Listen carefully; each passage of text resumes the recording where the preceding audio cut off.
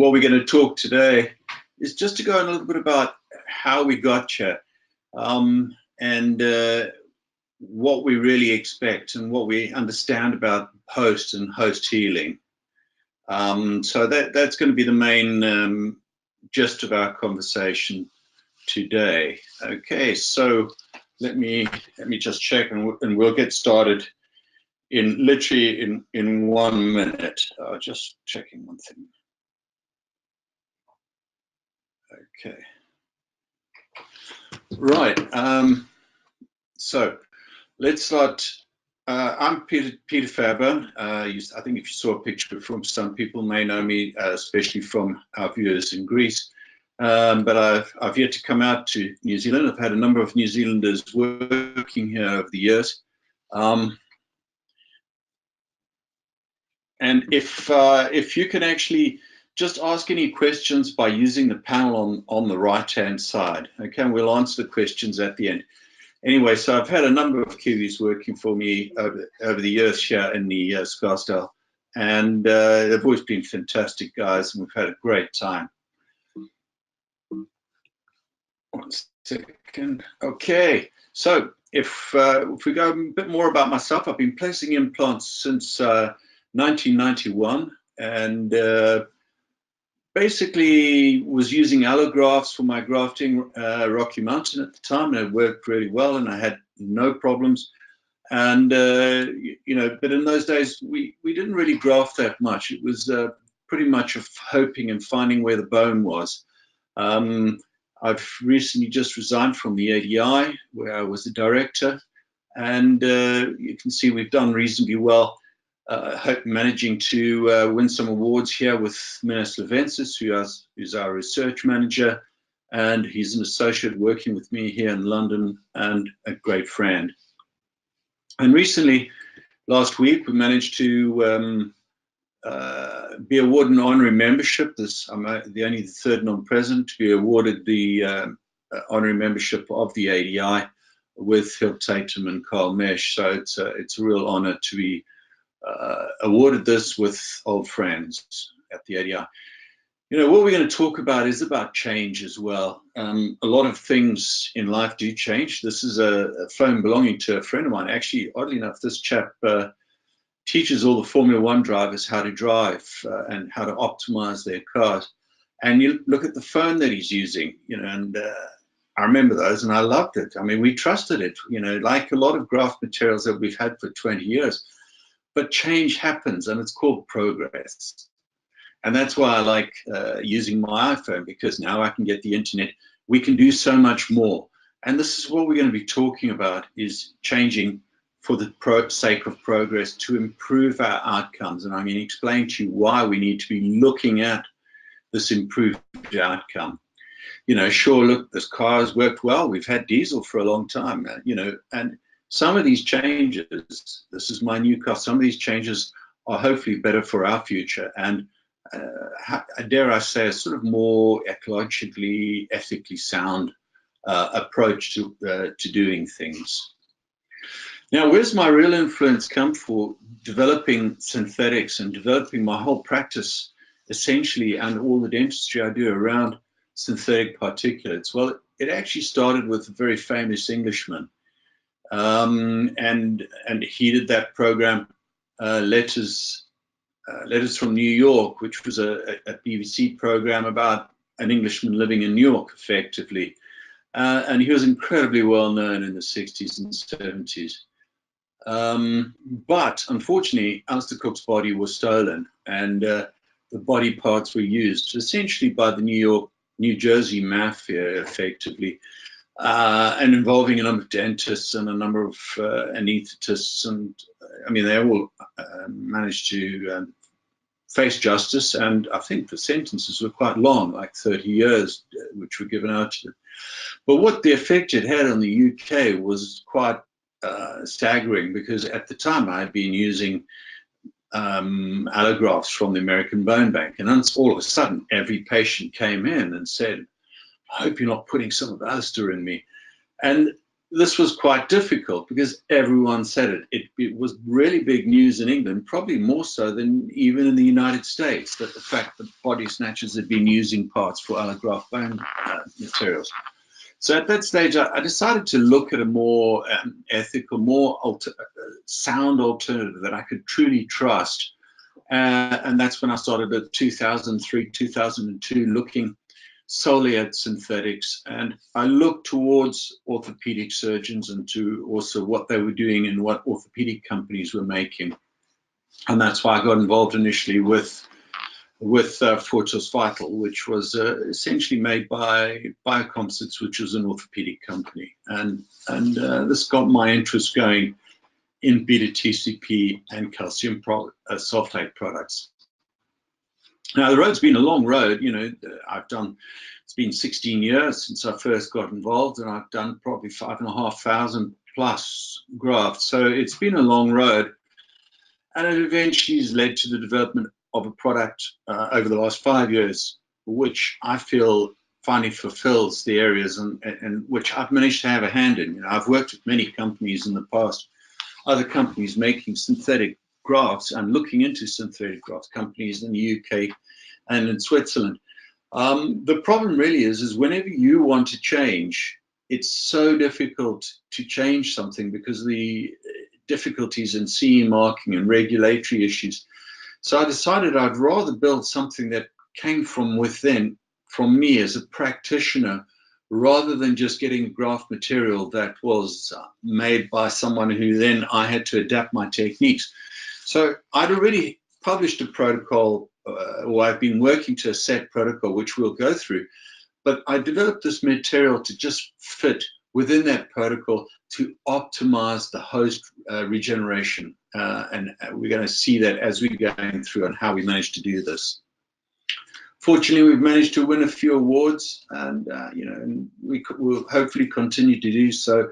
And that's just a side effect. The main thing, as a practicing dentist and practicing implant dentist, the priority is that I actually have effectively an efficient product that I could trust, that's predictable. And before I actually pass any knowledge on to someone, all my colleagues, and before we start marketing a product, I wanted to make sure that it was predictable. So I used it for 3 years prior to selling on the market. So we're going to start off with, I'm going to show you something dramatic to start off with. Merely this is to show you about regeneration. Okay, this is not a protocol. This is not for something for us to do. I've done 130 cases like this over 4 years. We've had a failure of the graft material in one due to an infection. But let's go through it, and I'll show you about how we talk about regeneration. So we've got a socket, little loss of buccal plate here, not much. And yes, it's effectively a four-wall, but we're mixing a wet mix. Okay, you can make EthOss wetter or drier, and I'll explain to you that in a minute. Now we're going to place the implant, and we're placing this implant at dia 4.5 merely by pushing it in, so it's going to have no bone to implant and no primary. You can see I don't overgraft. This is the key with these materials. It's regeneration. Here it is at 10 weeks. You can see we've got new bone growing. This is what it looks like on X-ray at 10 weeks. So there's still particles, but it's hard enough that we need a round burr to access the implant. Okay, and you can see we've got a new buccal plate, and you notice we've got nice new buccal keratinized tissue. On Ostel at 11 weeks, 77. That's higher than I would get if I actually put it in host bone. And the good thing about here is you can see we've preserved the tissue, and we've managed to preserve the soft tissue due to preserving the hard tissue. When we run through the x-rays, you can see where we've placed it, no bone to implant, no primary, 10 weeks, you can see it turning over. Now it's loaded at 12 weeks.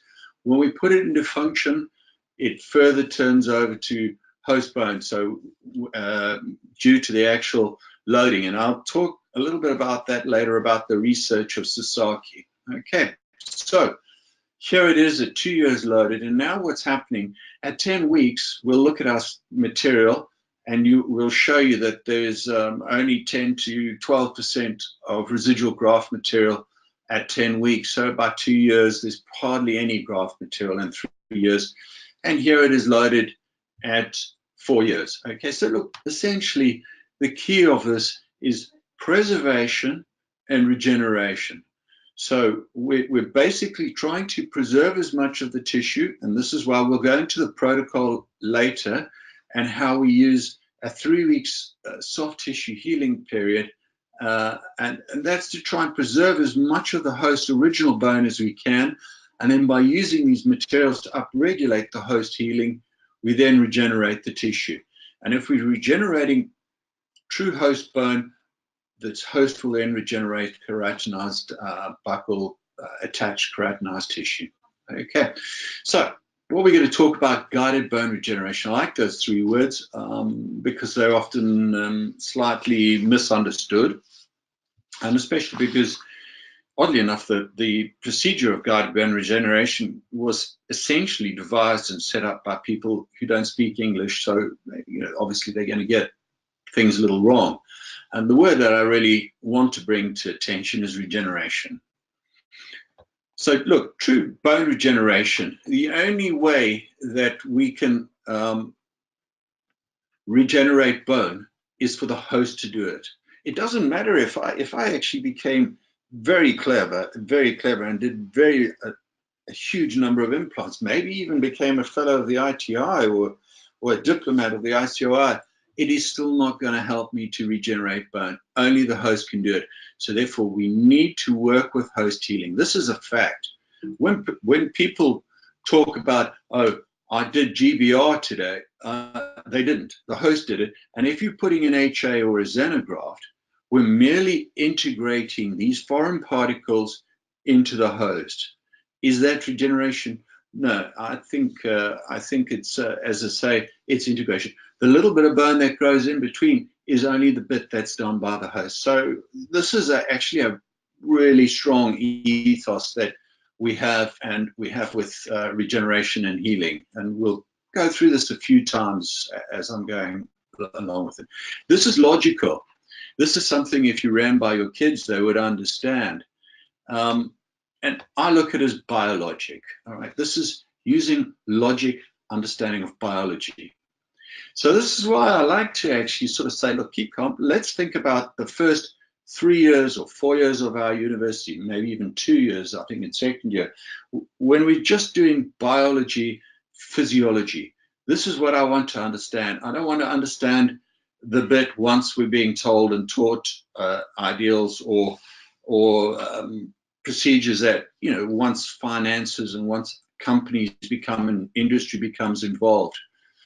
So it's really important that we use our education, but our education is not the learning of facts. It is just training our minds to think, training our minds to be open, because like parachutes, oddly enough, minds work better when they are open. And so it allows us to try and understand what's actually happening, what we're trying to achieve by doing this regeneration of host tissue. And another really important aspect about it, the success of all bone grafting materials. I hear people say, oh, the graft failed. And that could be they're using a xenograft in a membrane. It could be anything. It's not the question of the graft material failing. It's a possible lack of understanding the basics of surgery and bone biology, because, most people can get fantastic results for a number of different materials, and they all work relatively well as long as they're used in the right direction and there's an understanding of what we're trying to achieve. So this is quite an important aspect. One of the most important things is angiogenesis. This is as the key to all host regeneration. Again, as I said, we can't regenerate anything, the host is. So we want the host to have access to the blood supply.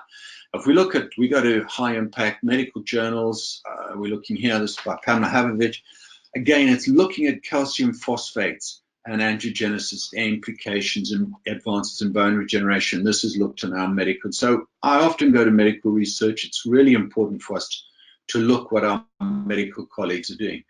So therefore, blood supply is an important factor. We know all healing, it's very critical for blood and allow it to get to the site and bring oxygen, because oxygen is the healing. This is why I've never used a membrane in the last 16 years, 5,500 graft, because I like the idea that I can work with nature's miracle, and that's the periosteum. And the periosteum is not merely a source of blood, which it is. It's 85 to 90% of all the blood to the bone is going to be supplied by the periosteum, because in some more dense bones, there's, you drill in and it doesn't bleed at all. And so it's very important, not just for the blood supply, but the periosteum induces, when we have a fracture or when we need to repair the bone, it induces the stromal cell derived factors, which are responsible for attracting mesenchymal cells to the healing site, which are going to be our osteoblasts, therefore lead to healing of the bone. So it's really important that we optimize this miracle of nature called the periosteum. Yes, we need a scaffold as well, but when we're putting in HA or xenografts, these big sort of blocks of chunky stuff, yes, they fill the hole. If you want to fill the hole up with something that's going to stay there forever, that's great. Just throw a whole lot of these in.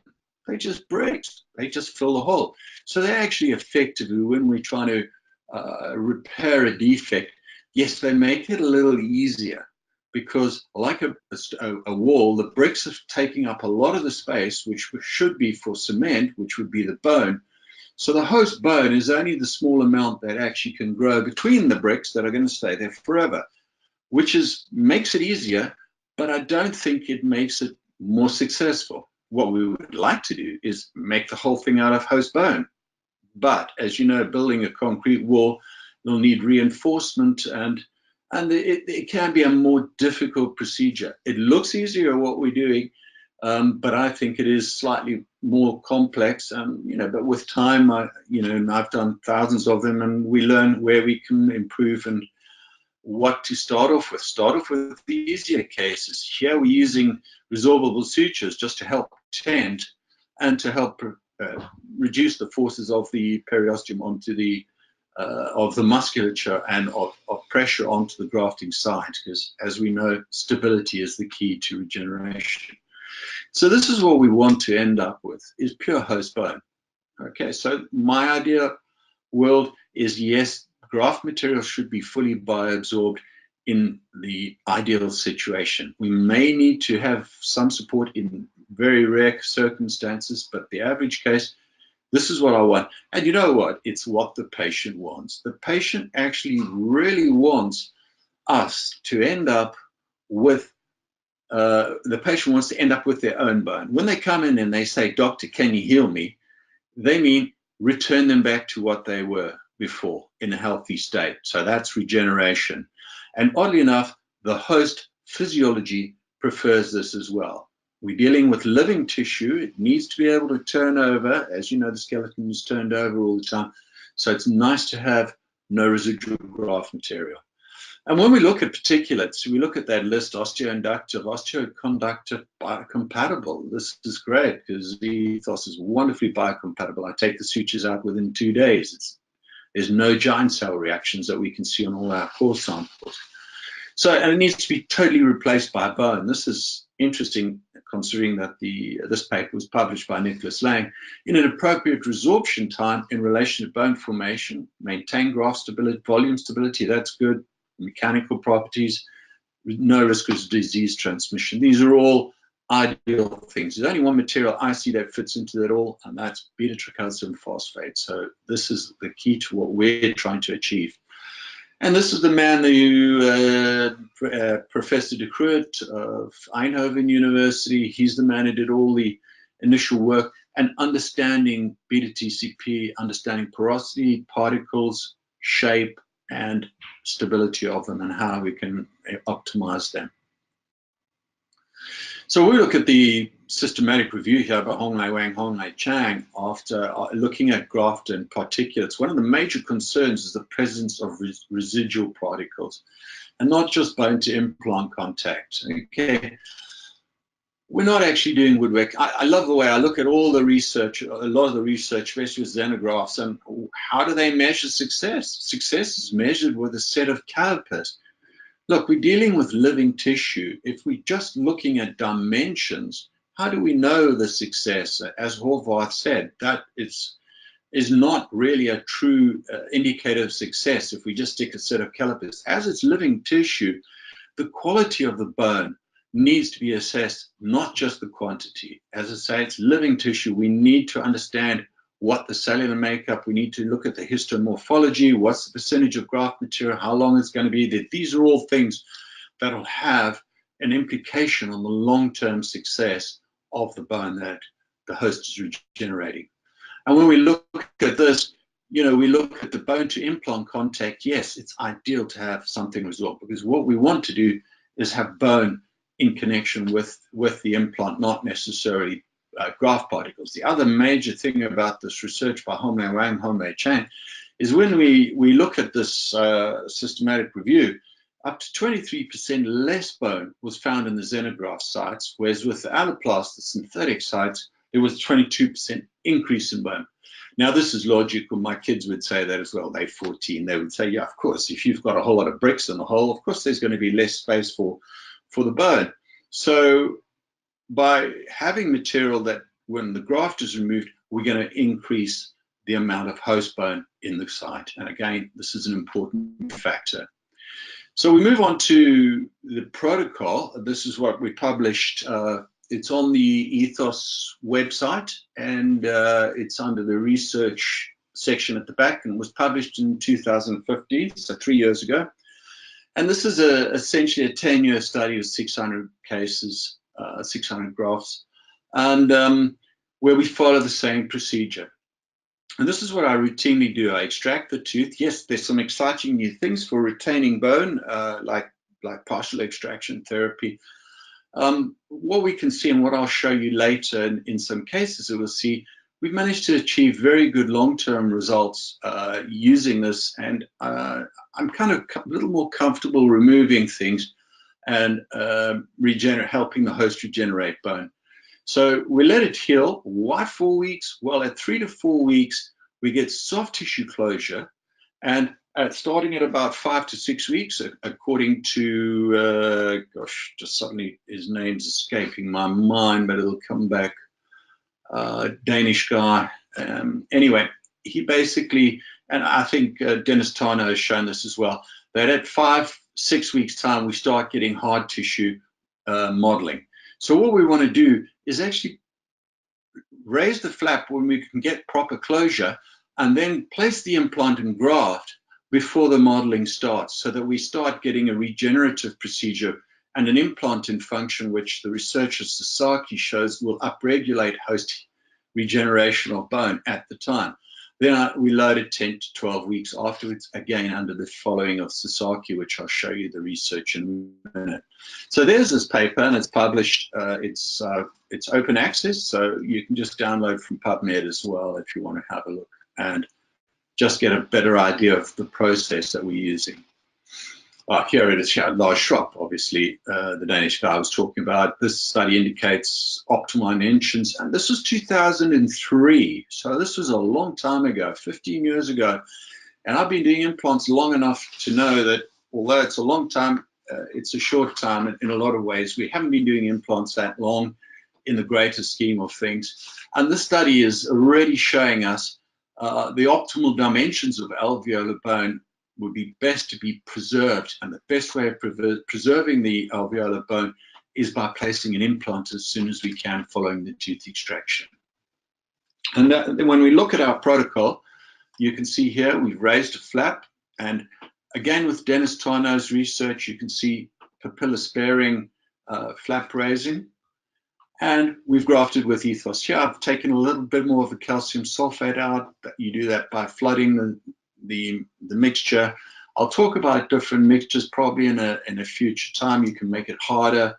A number of ways to making your EthOss set harder.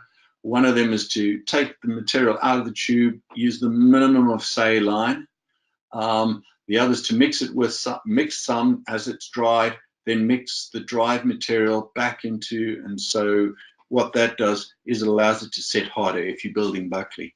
But anyway, here's this case, and that's at 10 weeks. So you can see we've got a nice hard regeneration of host tissue at 10 weeks. 10 weeks, this is the way the body works. The body doesn't take 6 months to grow bone. Otherwise, everyone who broken a leg, would the hospitals be full of people? No, the orthopedics realized the timescale of regeneration, and because we've allowed the access to the periosteum, this allows us to heal faster. Now, when we look at it, often we sort of hear people sort of saying when the site's full of xenograft, well, it looks like bone, smells like bone, it is bone.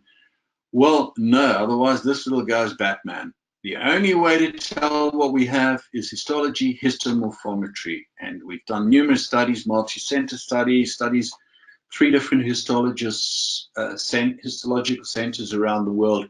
And we're consistently seeing over 50% new bone at 10 weeks. And this is exciting. This is taken from the center of the site. Why are we seeing this? Well, these materials, calcium phosphates, have a high osteoinductive potential, so they upregulate the host healing. You often hear dentists or dental speakers saying, well, no, there's nothing that's osteoinductive or has osteoinductive potential. Wrong.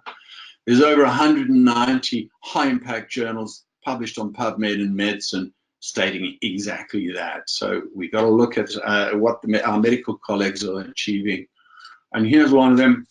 This is PNAS, probably the highest, it's the highest rated, most cited medical journal in the world.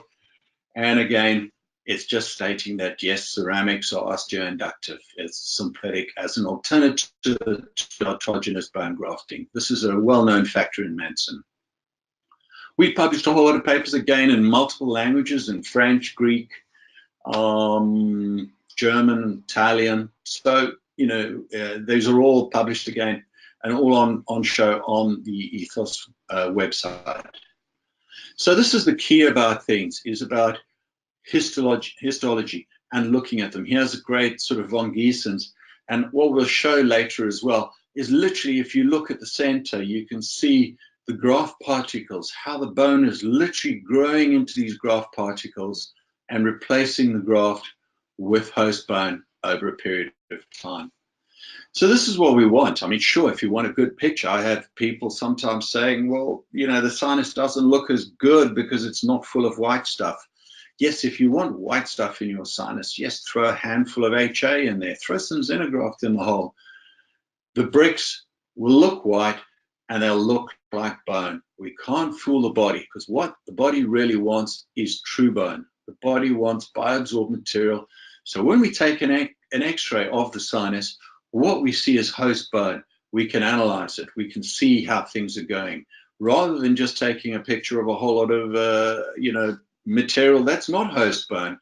Yes, it looks white, so you can call it bone, but it's not. So we need to make sure that this is important. Again, if we look at this, we see what we like to have is bone to implant contact with true host bone. Again, if you look at these graft particles on the right, the synthetic, you can see that they're being absorbed by the bone, and the bone is literally growing into them and taking them away, and eventually they won't be there. Whereas the graft particles on the other side, which is xenograft, the idea is they will be there for life. Yes, that's the idea. That's what they developed, to stay there for life. And under the notion that we need them there to keep the volume, which we don't, again, and I'll discuss that in a minute later on.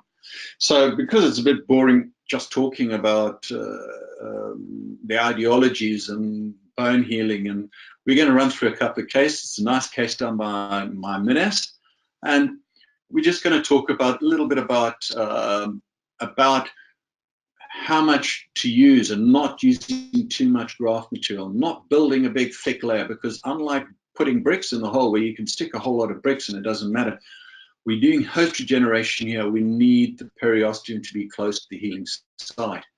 So there it is, the tooth removed. I like to use these degranulation burrs. We sell those as well, but they're available around the world. And they're very good at cleaning the site. You can see we've lost the buccal keratinized tissue. And when we use the probe, you can see we've got a buccal defect. Now, ever since I've been using these materials, the one thing I noticed, the side effect is, yes, the host regenerates buccal keratinized, attached keratinized tissue for you. So you know what? I hardly ever do a soft tissue graft. I probably do a handful, maybe 2 handfuls in an entire year of soft tissue grafting. I fix the hard tissue, and then the host can do the soft tissue for me making nice keratinized tissue, and I don't have to do anything. We'll see that again in this case because there was no soft tissue grafting. We hardly ever do it. So it's been allowed to heal for 5 weeks. The patient was away, and now we have a concavity as the modeling started, and especially due to the infected nature of the site, the modeling has been a little more severe. We raise the flap, again, keeping the papillae. I don't like making big flaps. The bigger the flap, the more you tear the blood supply, the more you impede the host healing. Again, you can see there's granulation in the site. Again, we're going to use the degranulation burrs to remove that. And here we go after it with EthOss. We're not going to place an implant, so this is not a standard protocol. We're just going to socket graft, but we've got soft tissue coverage. This is the best way to get the optimal outcome with socket grafting. We can leave it open, but there's a possibility you can lose graft material. So by doing this, we're going to optimize. Again, we're not going to overgraft the site because we want to utilize the periosteum. So here's at 10 weeks. Yes, it's improved the volume a little bit, but we're going to layer this case. Okay, so we raise the flap, and there is the new host bone. And we're going to take a core sample. Again, we want to assess what is in there. This is living tissue. It's important that we get a true assessment of what's inside, and so that we can understand what's being regenerated. Okay, and you can see we've already got nice thick keratinized buccal tissue where there was none before, or very little. And you can see we've got a new buccal plate literally forming. So when we place the implant here, the bone is still relatively softer, so we're going to use a denser burr, and we're going to actually densify and spread the bone, as you can see, instead of just doing a traditional osteotomy. Here we've placed a pelt-top implant, I think it was 4.2, and we're going to regraft with a little more EthOss and then suture closed. Here is the case 10 weeks later after that, and as you can see, yes, possibly a frenectomy wouldn't have been a bad idea, but it's not a problem because we now know that underneath this keratinized tissue and this new widened ridge, we have host bone. And this is why we have this nice keratinized tissue forming. Again, we've done no grafting. This is solely done by the host physiology. And we've got 75 on this is our penguin peg, and we're going to, so we've got very good stability of the implant. We're placing the screw retained. We're using a silver plug here.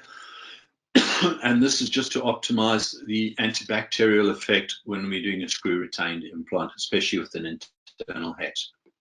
And here are the x-rays showing the case.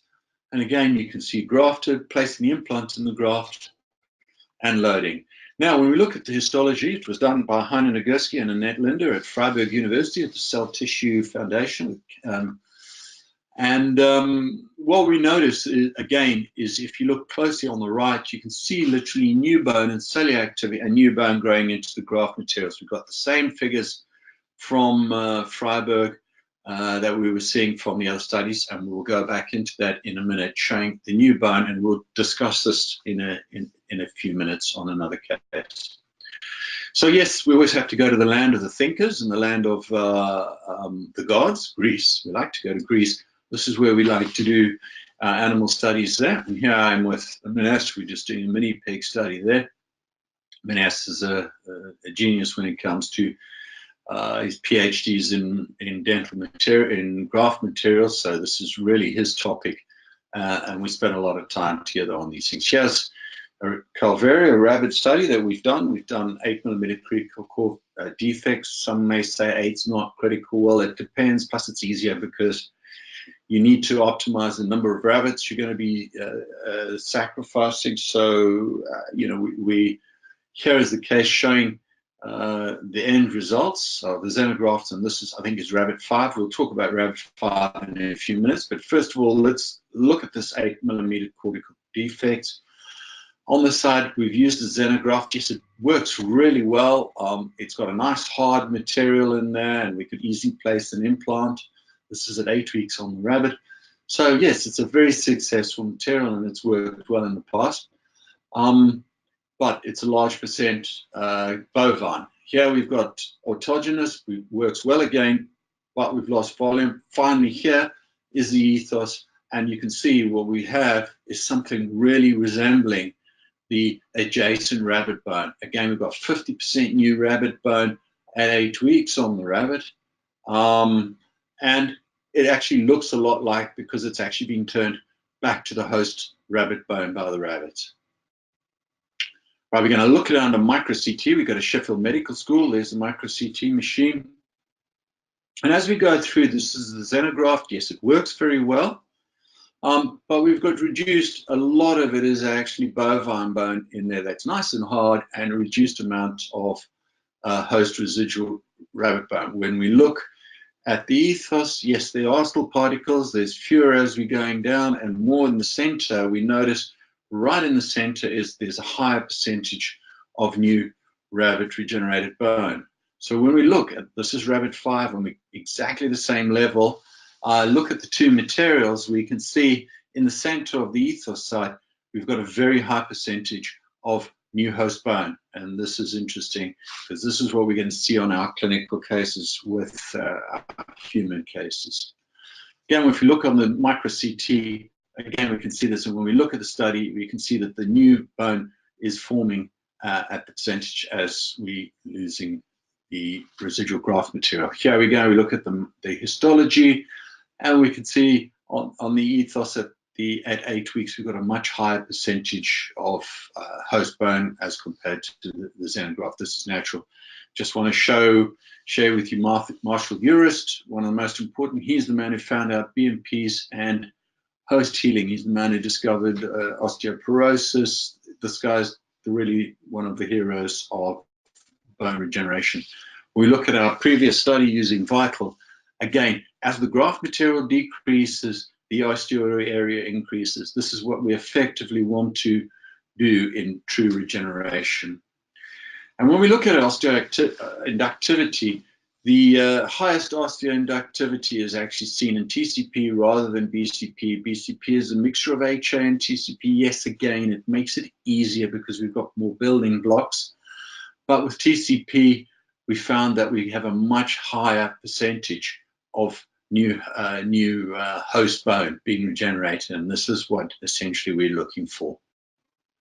Again, these studies are replicated here on the iliac crest in medical research, but sadly there's no xenograft comparative, because in medicine no one uses xenografts, so there's no studies to do any comparatives in the medical research world. As to osteoinductivity, yes, this is a pilot study of our own, and we're attempting to regenerate hard tissue, osteoid, and early bone formation in the muscle tissue of rabbits. We've used a number of materials from synthetic HA, TCP to xenografts. And again, the only one that we could see was with EthOss. The combination seems to actually improve this osteoinductivity, and we can see new osteoid formation up against the particle sides in the middle of muscle tissue. One last little thing before we'll just go on to a few cases. Again, we're learning a little bit more, and we'll look at a little more histology and work out why we're going on this ideological route. But really important things that we often neglect, and these are things that are becoming more important when we talk about implant failures. I don't think implants fail. Yes, they do. Sometimes we break a screw or an implant breaks. I've had 3 implants break on me over the years. So yeah, you know, in the 27 years I've been doing implant dentistry, I've had 3 implants break. So yes, implants do fail, but generally it's the host tissues fail. And that's what happens around the implant. So we've got to be looking again, very importantly, about the quality of bone, about the host physiology, and we've got to be looking at cholesterol, LDLs, and vitamin D, especially vitamin D3, and see what the patient levels are. Maybe we should be doing more blood testing to improve our host physiology and therefore improve our success rate in implants and understand more. And this is why it's important that we're returning the host back to the tissue they once were, because we get a better understanding of the material we've created. So we're going to just look at another case now. Again, trying to learn a little more about things. Yeah, this is about a meniscus case, maybe again a frenectomy here. We've got a great footage of showing a frenectomy being done.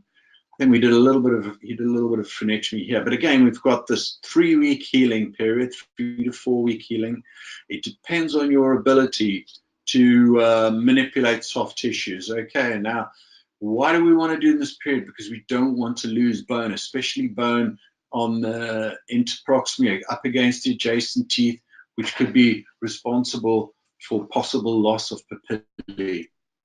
Now, when we look at the case, we've raised the flap, we've retained the adjacent papillae so that we can try and not disturb the blood supply to those little cusps of bone that are so important for retaining the papillae.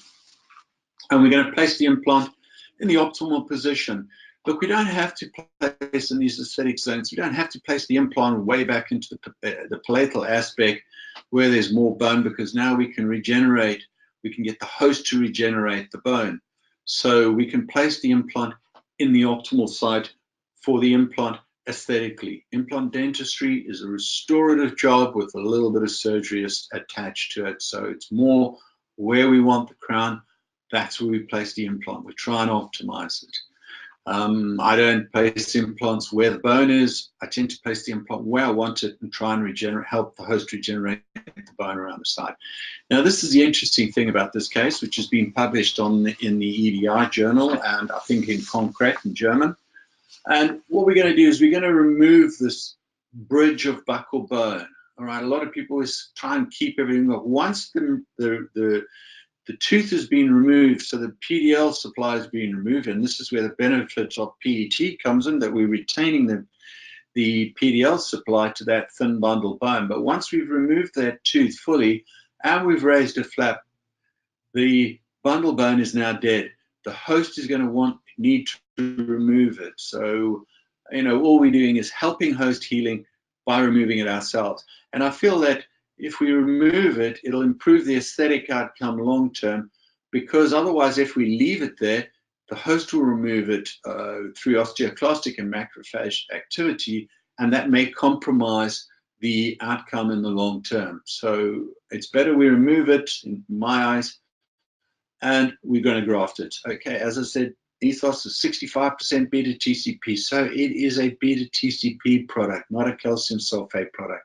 Yes, there's a little calcium sulfate mixed in it to just give stability and to help maybe possibly prevent soft tissue issues. But that's another whole story about soft tissue ingrowth. There's no research. I don't think it really exists. The other benefit of using the calcium sulfate, yes, it bioabsorbs at the earlier phases. Calcium sulfate is generally, depending on patient physiology, is gone at 2, 3, 4 weeks, depending on patient physiology. The benefit in this situation is it stabilized the graft in the initial period of time, and then it bioabsorbs. So it is resorbed earlier, and that creates space for further neoangiogenesis, so further ingrowth of vessels, which can then lead to improved regeneration of host bone. As I said to you in the beginning, this is all about angiogenesis. This is all about allowing the body to heal by improved blood supply and improved, literally, as I say, working with this host healing, upregulating the host healing.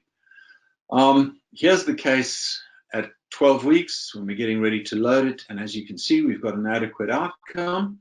We take Ostel again, very high thing, 77 in this case. And there's the abutment fitted and the end result with the crown. Here it is 1 year loaded. And as you can see, it's still inadequate and it's a nice outcome. Will it stay like that? Yes, I'm going to show you 16 years later.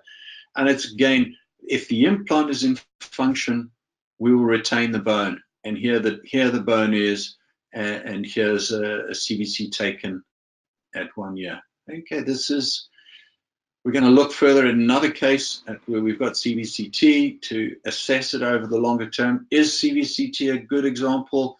No, the only way to tell what we have, CBCT doesn't tell you anything. It doesn't tell you whether you've got bone there. It just shows you've got something white. You've got something radiopaque. It could be something the maid left behind. We don't know. So we need to have histology, histomorphometry to truly assess what our cases are.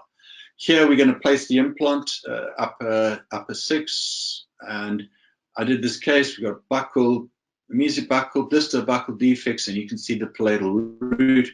Here I've done the internal sinus lift using DASC, and you can see the graft material. So I've mixed a softer material in, and then I've just grafted on the outside, grafted the defects, not putting the implant all the way in because we prefer to have a flat platform. So I'm going to grow the bone vertically as well, which will give me a better restorative platform later on. Again, do not overgraft. You do not need to overgraft these materials. And then we just stabilize the graft, stabilize the calcium sulfate with a dry, sterile gauze for 2 to 3 minutes. I normally get my nurse to hold it while I'm doing something. And then we come back and suture close tension-free with either monofilament or PTFE sutures, I prefer. So here it is at grafting. You can see how we've now grafted up that 2 millimeters vertically. And here it is loaded at 9 months, and you can see we've got an adequate outcome. I needed to do a sinus on the other side. There was a septum, so it gave me the ethical right to take a CBCT. In the UK, you cannot just take a CBCT to have a look what your case is like. That's not fair on the patient. Exposing them to radiation for, to assess the case, that's not, you have to have it sort of needed for diagnostic planning purposes only, and I think that's quite a good aspect. So when we look at this in 3D now, we look at the case, we can see the new regenerated host bone. You can see that most, by now 9 months, 95% of the graft material, even more, is bioabsorbed, and you can see the new buccal plate, the new buccal bone, and again you can see where the palatal root literally was. We've now regenerated with host bone, and again, if we can see a little bit of new buccal bone on the scan on that site as well. When we look at it, that's the implant mid depth, and that's at the peak. We can see this regeneration of the new host bone. Again, you can see where the palatal root was. You can see that convexity, literally, of new bone regeneration there. Now, when we often, I see it, here's the xenograft, a friend of mine's case, she did 18 years ago. Actually looks all right, it looks quite nice. We've had failure of some implants further back. But if you look at the buccal aspect, this is a xenograft. This is after 18 years. Is this regeneration? I don't think so. Yes, it looks good. The xenograft's holding the soft tissue. It looks really good. A little bit of popcorn effect every now and again. A little particle pops out. Patient just pulls it out. So is it regenerated? Is it part of the host? No. When you see these CBCTs, everyone looks at it and said, here's the bone. Yeah, it is. It's bone, but it's not necessarily patient bone. And that's why CBCTs have a limited value, and it's nice to be able to look at histology. As we know from the research from Albertson, and this is why these materials were developed, is they were developed to stay there forever, because that was going to keep the volume. We thought once the tooth was out, the only way to keep the volume was by putting HA. No, but you know what? This was worked out a long time ago. But as I sort of say, the problem really with materials that stay together, they may impede the ability of the bone to turn over and hence become, effectively dead with no osteocytes inside. As bone is living tissue, it needs to turn over. So we'll look all the way back. This case is the case I did 15 years ago now, using the original Vital. This was an orthopedic material to start off with. And again, you can see we're still using essentially the same procedure. Maybe I'd taken the papilla away there. I placed an old EthOss implant. Something was developed in 1985, these implants, by my great friend Barry Edwards. And here it is, 12 years loaded. Have we lost the volume after 12 years? No, look at the adjacent central. So I don't think we need to have foreign HA as something merely to hold the volume. And here it is 14 years loaded. Again, you can see on X-ray, yeah, it's an old style implant, old style restoration, but it's good after 14 years. The case is still loaded. He came in the other day. And the reason why we know this goes all the way back to Julius Wolff, 1892, I think was Wolff's law, is that like muscle tissue, if we keep bone tissue in function, the bone tissue will remain and remain and keep the volume. So if we're not planning on placing an implant, but we want to, say if we're doing pontic site development, yes, throw some HA in, it'll be beneficial. But where we're placing implants, I feel it's always nicer to have fully bioabsorbed material, and the function of the implant itself, as I say, the chewing on the implant, this will retain the hard tissue volume and the hard tissue profile. We're just going to look at this as another case. I'm not going to show you the case. Again, newly formed bone was 48.12%, just under the 50%. Residual graft material on the histomorphometry, 8.1%. But the interesting thing about this case, and again using histomorphometry to evaluate, we've got to look at this turning over of the bone to true host bone tissue. And we look again at this particle, and again you can see the graft material literally growing into the particle turning over. On my other lectures, I've got a really good one. And we've had a really good, sorry, I was just reading something. We've had a really good case where we've got a graft particle literally surrounded in new bone, or you can see all the cellular activity. As I say, you know, if you want to post a question, anyone, there's a little side area where you can post a question, and we'll answer those questions at the end. So when we're looking at our study, and then we're comparing it to a very similar study done with the same cell tissue department using a bovine bone xenograft material, what we notice is, you know, as I said right at the beginning, the logic of it, you know, if we look at what our kids would have to say and their decision, and what we would say by looking at going all the way back to biology and physiology, if you're putting something in that's going to stay there, it's going to take the place of host bone.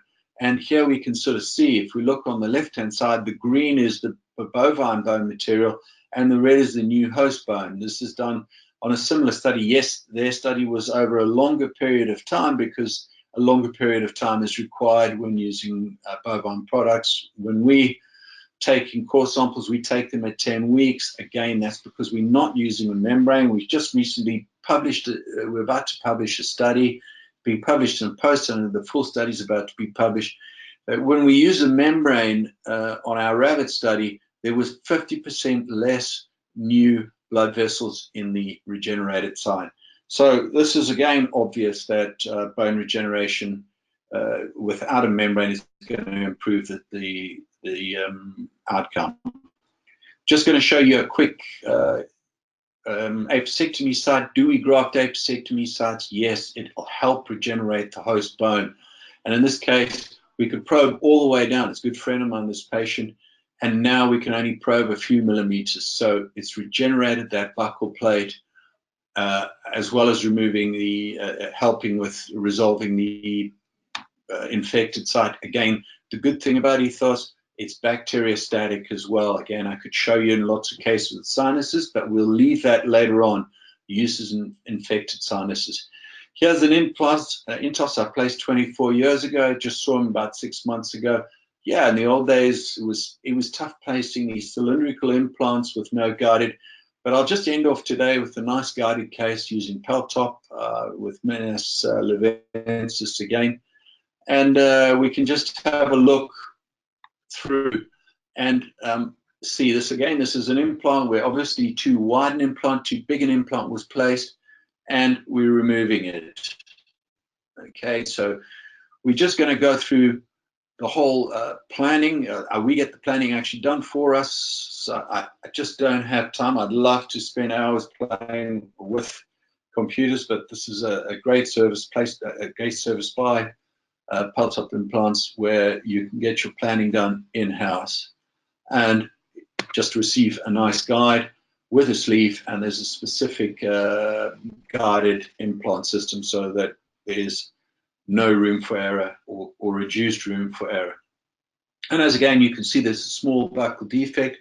This allows us to place the implant where the optimal place for restoration. As you can see, we haven't placed it very palately, because what we're going to do is we're going to regenerate the host bone on the buccal using EthOss here. Again, no overgrafting, suture closed. When our suture closed, I always suture the papillae area first so that the area flapping can have reduced tension. And here's the case in the final placement there. And here it is ready to load at 10 weeks. We actually loaded it yesterday. So, and we will get some nice pictures on the outcome. But as you can see, we've already got nice graft, nice tissue. Everything is healing. Have we done any soft tissue? No, we never do soft tissue grafts. This is just the outcome. If we fix the host tissue, the host hard tissue, we let the host do the soft tissue than itself. It's far better at doing soft tissue surgery than I could ever be. So I'd like to sort of thank everyone on this webinar. It's gone very nicely, exactly on time. And you know that if everyone wants to, that's my email address. Anyone can write to me and ask questions or any ideas. I'll see if Peter's got any questions. And that's the website, ethos.dental. And if you want to join our Facebook website, EthOss Case Studies, you can post cases, look at cases, and we all assess things. And it seems to be a very friendly group. But on that, I'd like to say thank you, and we'll go back to Peter at the up in Sheffield. And if there's any questions, we'll get on with that right now. Okay, Hi, Peter. Thank you very much for the presentation. We have got a few questions. If anyone else wants to ask any questions, by all means, there's an option on the side of your screen where you can just ask them through there. We've had a few people, Peter, asking questions about the membrane side of EthOss and how it can work without using a separate membrane. So I don't know if you can talk about that just quickly again. Yeah, you know, this is often asked. I remember once there was a big MaxFax conference in Athens, and that was the first question asked, and everyone, well, actually, there's no real research about soft tissue ingrowth, and this is the big one of those misnomers about membranes. Membranes are essentially used and devised because initially with xenografts, there's more of a cell, you know, a host reaction to, you get giant cell reaction, and so therefore the host wants to encapsulate the particles. This is primary reason for using a membrane, is to confuse this host reaction, so to try and stop this giant cell reaction. The other thing, obviously, sites need to be cleaned well. I think sometimes sites weren't cleaned, and then there was granulation tissue around the xenograft particles. And finally, motion. Movement is the big key, because if the particles move, the mesenchymal cells will differentiate to fibroblasts rather than osteoblasts, and so you'll get fibrous tissue. Yes, the great thing about EthOss is this calcium sulfate element does stabilize the graft, especially the initial period, but it also does make it soft tissue cell occlusive. So this is why I've never used a membrane. It doesn't seem to have affected my cases, and this is why we can work on a much faster timescale, because we A, getting blood to the site, and B, the host recognition of healing is not impeded by a membrane. Thanks, Pete. Thanks. I think we've got time just for one more question as well, Peter. So we've had one come through that if you're looking at doing something, for example, a lower molar, and you were doing it as an immediate case, how would you manage the gap between the soft tissue? Also, how would you manage it if a cover screw is being used? Thanks. Yeah, a lot of people like using cover screws. I prefer not to. I know it makes it easier in the second stage, but it's better to get sort of subperiosteal healing. It's just safer, you know, because cover screws or open healing, it's fine in most cases, but in the UK, we're always looking at over 99% success, because we have a very litigious society here, I mean, on another level. And so we want to get that really high success rate. So even I feel when we socket graft, yes, we show traditional socket grafts where we extract, clean the site, place the graft straight away with the fleece. But I believe that the best way to optimize your results, even if you're going to just socket graft, is remove the tooth, let it heal for 3 weeks, then raise a frail flap, clean the site. It allows you to clean the site properly, and then you can socket graft. We're just publishing that as a new protocol for socket grafting, but what it does is it massively increases your predictability and success rate. And that's a really important aspect. So, I always prefer to do that. Lower molars, I've got hundreds of lower molars. I just didn't have the chance to show you here.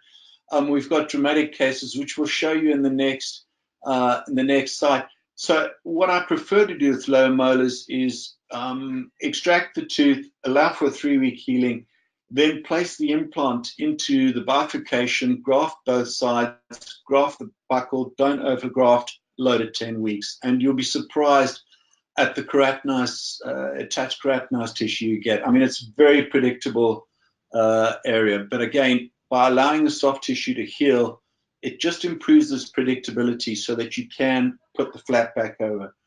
A lot of guys I know do use healing caps. I think it works fine. What the problem is just some cases, some cases there could be an opportunity of graft loss, and depending on the skills you have.